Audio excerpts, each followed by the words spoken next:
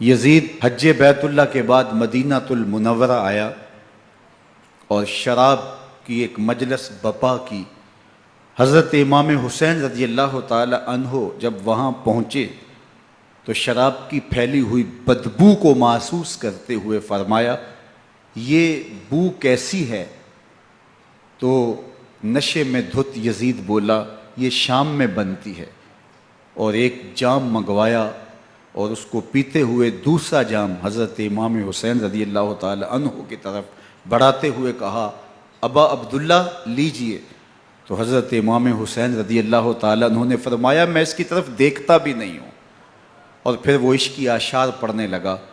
جب یزید کی شراب نوشی کا منظر امام حسین رضی اللہ تعالی عنہ اپنی آنکھوں سے دیکھ چکے تھے تو مجھے بتاؤ یزید کے ہاتھ پہ امام حسین کا پاک ہاتھ کیسے آتا؟ حضرت امام حسین رضی اللہ تعالی عنہ جس ماحول میں پلے تھے، جس ماحول میں پرورش پائی تھی، جس ماحول میں رہے تھے، وہ پاکیزہ اور تقدس مآب ماحول تھا۔ اور یزید کبھی اطراف دمشق میں، کبھی غوطہ میں، کبھی الخضرہ محل میں، اور کبھی کہاں اور کبھی کہاں داد عیش دیتا رہا اور لہو و لعب کے اندر مصروف رہا، اور اس کی زندگی ان چیزوں سے عبارت تھی۔ وہ محرمات کو حلال قرار دیتا، شراب نوشی اس کی ہڈیوں میں رچی ہوئی تھی، اور شریعت بیضہ کا مذاق اڑایا کرتا۔ اور حسین ابن علی رضی اللہ تعالی عنہ کی دوستیاں جن لوگوں سے تھی وہ عبداللہ ابن عباس تھے، عبداللہ ابن عمر تھے، حضرت عبد الرحمن بن ابو بکر رضی اللہ تعالی عنہ تھے۔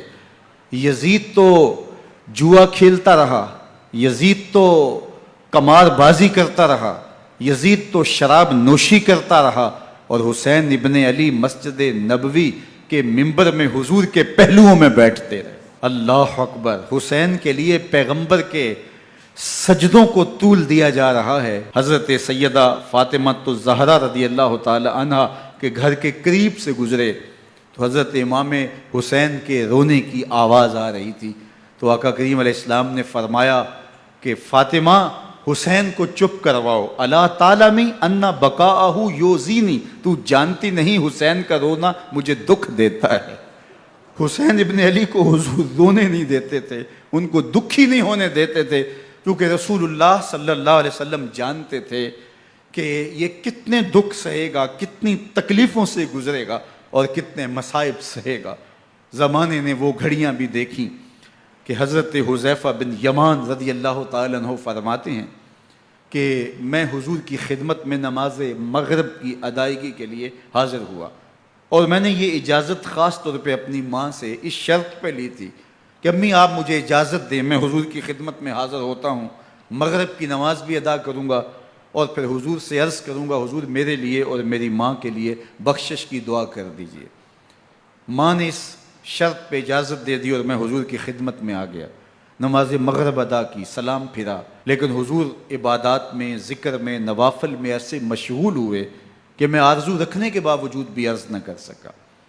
خیر، نماز عشاء کا وقت ہوا، اذان پکاری گئی، حضور مصلی پہ آئے، نماز پڑھی، سلام پھرا، اور حضور اٹھے اور کاشانہ اقدس کی طرف چل دیے۔ اب میرے دل میں یہ خیال رہ کے آ رہا تھا کہ ماں کو کیا جواب دوں گا، میں تو حضور سے بخشش و مغفرت کی دعا کروا ہی نہیں سکا۔ جب حضور چل پڑے تو غیر ارادی طور پہ میں بھی حضور کے پیچھے چل پڑا، تو حضور نے رخ پھیرے بغیر فرمایا، من ھذا، میرے پیچھے پیچھے کون آ رہا ہے؟ پھر خود ہی کہا، حذیفہ تو نہیں؟ تو میرا دل دھڑک رہا تھا، قلت نعم، میں نے کہا جی جی حضور میں حذیفہ ہوں۔ فرمایا، ما حاجتک غفر اللہ لک ولامک، کیا کام ہے؟ اللہ تجھے بھی بخش دے، تیری ماں کو بھی بخش دے۔ اب جو کام تھا وہ جنبش لب سے پہلے ہی ہو گیا، یہاں تو لفظوں کا سہارا بھی نہیں لینا پڑتا، وہ بند لبوں کی بولیاں بھی سنتے ہیں۔ اقبال بولا ہے، فروغت صبح آثار و دہور، چشم تو بی نندائے ما فی الصدور، تیری نظر تو سینوں کے چھپے راز بھی دیکھتی ہے۔ تو کہا، ما حاجتوں کا غفر اللہ لک ولامک، اللہ تجھے بخش دے، تیری ماں کی بھی مغفرت کر دے، کیا کام ہے؟ اب جو کام تھا وہ تو ہو گیا۔ تو میرے حضور نے ارشاد فرمایا حذیفہ سنو، ابھی ابھی ایک فرشتہ آیا ہے جو اس سے قبل دھرتی پر پہلے کبھی نہیں آیا، آج پہلی مرتبہ اللہ سے اجازت لے کے 2 کام کرنے آیا ہے۔ ایک تو مجھے سلام کرنے آیا ہے، اور دوسرا خوشخبری دینے آیا ہے کہ آپ کی